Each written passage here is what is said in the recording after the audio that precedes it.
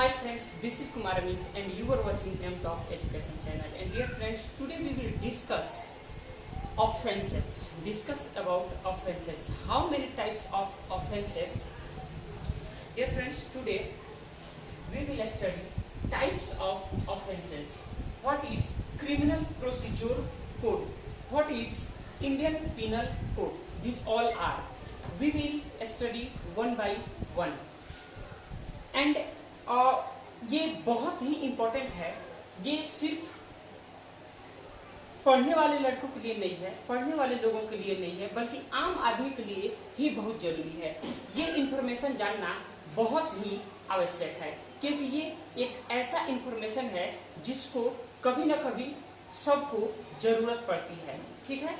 और आप समाज में रहते हैं तो आपका दायित्व बनता है कि आप समाज में जो भी न्यायिक व्यवस्था है, ठीक है, उसके बारे में आप जानें और इस तरह की चीजों को आप जानें। तो आज हम लोगों को देखना क्या है कि अपराध कितने प्रकार का होता है। How many kinds of offences. Dear friends, सबसे पहले टाइप्स ऑफ ऑफेंसेस, अपराध का प्रकार। अपराध दो तरह के होते हैं। कौन कौन से? तो एक संज्ञेय अपराध होता है, कॉग्निजेबल ऑफेंस होता है, और दूसरा असंज्ञेय अपराध होता है, नॉन कॉग्निजेबल ऑफेंस होता है, ठीक है। संज्ञेय अपराध वो होता है जो बहुत ही संगीन टाइप का होता है, यानी बहुत बड़ा अपराध कर दिया, कोई किसी का मर्डर कर दिया, जान से मार दिया, किसी को रैप कर दिया, किडनैप बहुत ही मेजर लेवल पर कर दिया, और वो चीज होता है तो उसको हम कहते हैं संज्ञेय अपराध और cognizable offence. Friends, criminal procedure code के धारा 2 में इसका वर्णन है। किसका? तो कॉग्निजेबल ऑफेंस का कॉग्निजेबल ऑफेंस को डिस्कस किया गया है सीआरपीसी के धारा 2 में, और असंज्ञेय अपराध यानी नॉन कॉग्निजेबल ऑफेंस को वर्णन किया गया है सीआरपीसी के क्रिमिनल प्रोसीजर कोड के धारा 2 में, ठीक है, इसका वर्णन किया गया है। फ्रेंड्स, सीआरपीसी का सेक्शन 2C डिफाइन करता है कॉग्निजेबल ऑफेंस को, ठीक है। Cognizable offence is defined in criminal procedure code and section 2C। Friends, ये इसको बताया गया है यहाँ पर, ठीक है, कि क्या होता है ये कॉग्निजेबल ऑफेंस, क्या होता है। यह क्रिमिनल प्रोसीजर कोड का सेक्शन 2C बताता है, ठीक है। और असंज्ञेय अपराध यानी नॉन कॉग्निजेबल ऑफेंस को सीआरपीसी का सेक्शन 2L बताता है, ठीक है, 2L बताता है, डिफाइन करता है। अब देखिए यहाँ पे क्या कहता है, डिफिनेशंस क्या है इसके, कॉग्निजेबल ऑफेंस के डिफिनेशंस क्या है। तो देखिए, कॉग्निजेबल ऑफेंस और केस मींस इन विच पुलिस ऑफिसर में arrest without warrant as per the first schedule of criminal procedure 1973।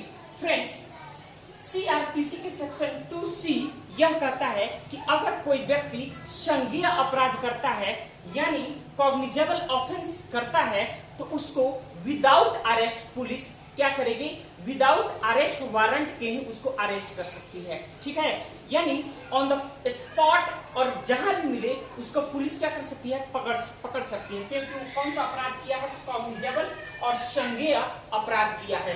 तो ये डिफिनेशन के हिसाब से भी यही होता है। डिफिनेशन भी बोल रहा है कि अगर कोई व्यक्ति संज्ञेय अपराध किया हुआ है तो उसको पुलिस बिना अरेस्ट वारंट के क्या करेगी, पकड़ेगी, ठीक है। इसके बाद से ये किस प्रोसीजर के, तो ये क्रिमिनल प्रोसीजर 1973, ठीक है, सीआरपीसी 1973 में जो एक्ट है उसके हिसाब से, ठीक है, under any other law for the time being force, ठीक है, उस समय यानी जिस समय ये अपराध होता है। अब देखिए, क्रिमिनल प्रोसीजर शेड्यूल का, क्रिमिनल प्रोसीजर कोड का शेड्यूल 1, ठीक है, शेड्यूल 1 संज्ञेय अपराध का वर्णन है इसमें, शेड्यूल 1 के अंतर्गत। अब देखिए, ये सीआरपीसी का शेड्यूल 1 में किस चीज का, जैसे कि मर्डर है, रेप है, डॉरी डेथ है, किसी का मर्डर कोई कर दिया, रेप किसी का कर दिया, या डॉरी डेथ।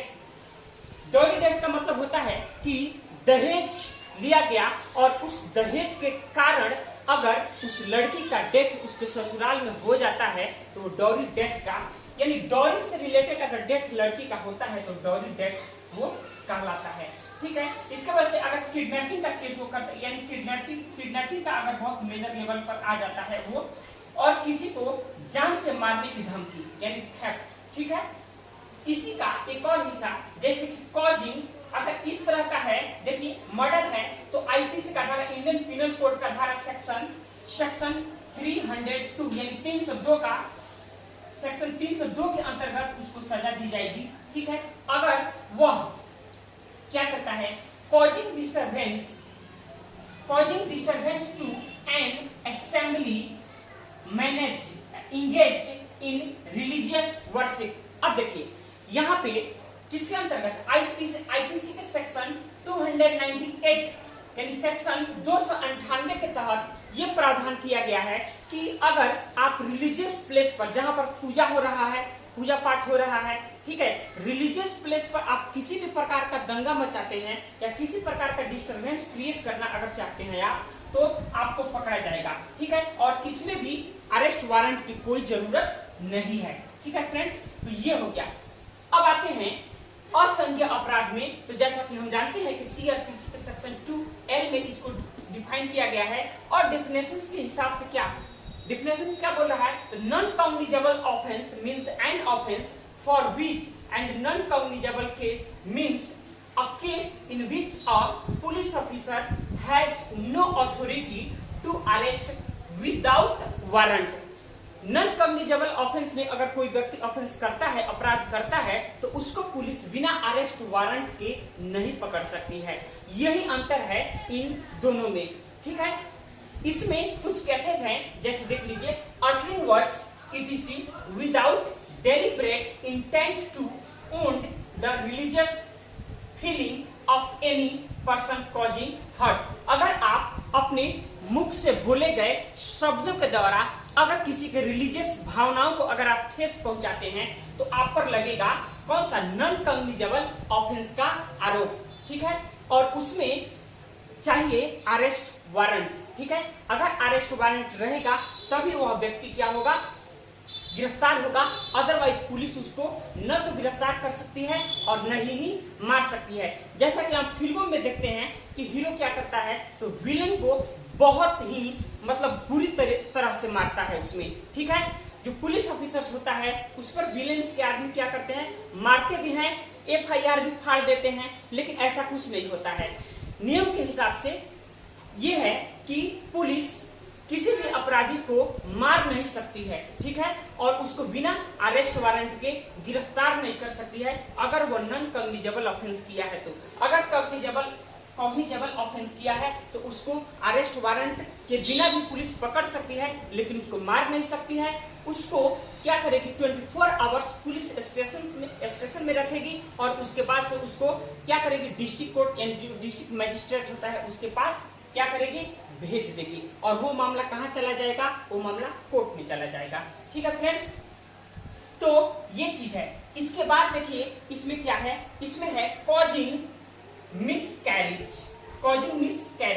अगर गर्भपात का मामला आता है और कोई किसी का गर्भपात अगर करवा देता है तो यहाँ पे उस पे सेक्शन लगेगा आईपीसी का, देखिए आईपीसी का सेक्शन 312 लगेगा। और अगर ये है कि अपने क्या बोलेंगे उसको, मतलब बोला गया अपने शब्दों से किसी को अगर आहत किया गया तो उस पर सेक्शन लगेगा सेक्शन 298। आप किसी को भी रिलीजियस भावना के अंतर्गत या रिलीजियस भावना को आप ठेस नहीं पहुंचा सकते हैं फ्रेंड्स। तो ये रहा ऑफेंस के प्रकार। ठीक है, ये बहुत ही इंपॉर्टेंट चीज हो जाता है फ्रेंड्स। कॉग्निजेबल ऑफेंस के मामले में हम देखते हैं कि सीआरपीसी की धारा 154 FIR लिखना एकदम जरूरी है। ठीक है, कोई भी अगर FIR लिखवाने जाता है तो पुलिस को FIR लिखना एकदम जरूरी है, चाहे वो उस थाना क्षेत्र के अंतर्गत आता हो या नहीं आता हो। ठीक है, अब देखिए FIR का एक सीरियल नंबर होता है, ऐसे नहीं है कि कहीं पर कुछ भी लिख दिया गया, नहीं। पुलिस थाने में जब FIR दर्ज करेगी तो वहां सीरियल नंबर रहेगा। ठीक है, सीरियल नंबर जैसे कि अगर हम लिखते हैं कि 400/2020, इसका मतलब क्या है कि 2020 में उस थाने में 400वां, ठीक है, 400वां नंबर पर केस दर्ज होगा। ठीक है, तो इस तरह से FIR का क्या होता है, तो एक सीरियल नंबर होता है और उसी सीरियल नंबर के नाम से उसको जाना जाता है। ठीक है, इसके बाद अगर पुलिस FIR नहीं लिखती है तो CRPC के धारा जो 154 है उसके अंतर्गत खुद पुलिस उस बात के लिए जिम्मेवार होगी और दोषी भी करार दी जाएगी। ठीक है, तो ये याद रखना जरूरी है। चार्जशीट के बाद यानी यहाँ आते हैं जीरो FIR क्या होता है, तो जीरो FIR भी होता है। एक तो FIR हो गया जिसका सीरियल नंबर है, ठीक है, सीरियल नंबर है।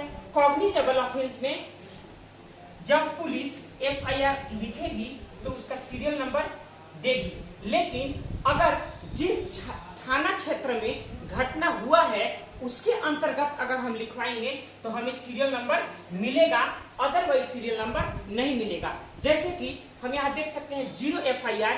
जीरो FIR क्या होता है, तो जीरो FIR में सीरियल नंबर नहीं मिलता है। ठीक है, रजिस्टर नहीं होता है।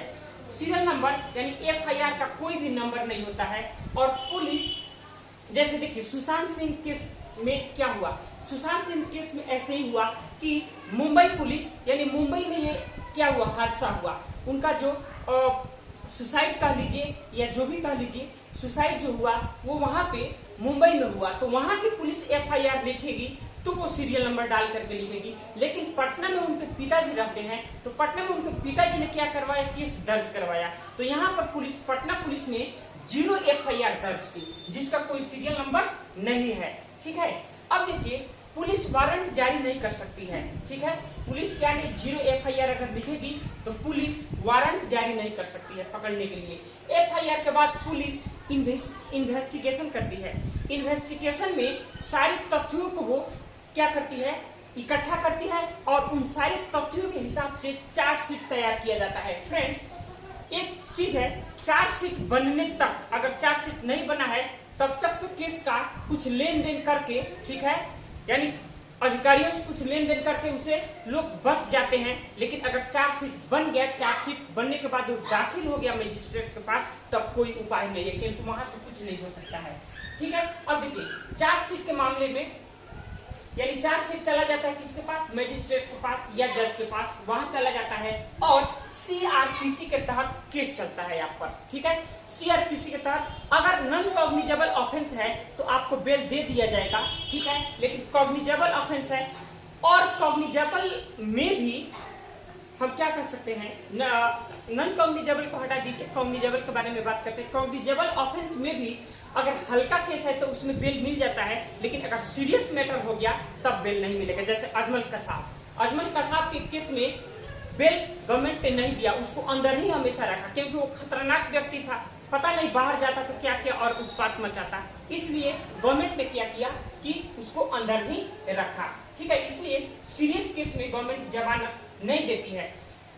बेल एंटीसिपेटरी बेल भी मिलता है। एंटीसिपेटरी बेल का मतलब होता है अग्रिम जमानत। ठीक है, अग्रिम जमानत में पहले ही बेल मिल जाता है, यानी पुलिस के पकड़ने के पहले क्या मिल जाता है कि देखिए मेरे पास अग्रिम जमानत है। ठीक है, एंटीसिपेटरी बेल है, आप मुझको नहीं पकड़िएगा। अब ऐसे केसेस में क्या होता है कि हल्का फुल्का जैसे प्रदर्शन हुआ, कहीं पे स्टूडेंट यूनियन के लोगों ने प्रदर्शन किया या किसी प्रकार के लोगों ने प्रदर्शन किया, उनको पुलिस ने क्या किया, पकड़ा। पुलिस ने पकड़ा तो वो क्या करते हैं कि पहले से ही अग्रिम जमानत ले लेते हैं, यानी कोई अग्रिम जमानत ले लेता है, एंटीसिपेटरी बेल ले लेता है और उसके अंतर्गत वो बाहर ही रह जाता है, उसको अंदर जाने की जरूरत नहीं पड़ती है। तो फ्रेंड्स, आई होप आप लोगों को कॉग्निजेबल और नॉन कॉग्निजेबल ऑफेंस के बारे में पता चला होगा, CRPC के बारे में आप लोगों को पता, मतलब आप लोग समझ गए होंगे अच्छा तरह से। ठीक है फ्रेंड्स, तो आज के वीडियो लेक्चर में बस इतना ही। अगर वीडियो अच्छा लग रहा है, इससे आप लोगों को कुछ फायदा हो रहा है, तो प्लीज चैनल को प्रमोट कीजिए, यानी चैनल को सब्सक्राइब कीजिए और अपने फ्रेंड्स के बीच में इस वीडियो को शेयर कीजिए। आज के लिए बस इतना ही। Thank you.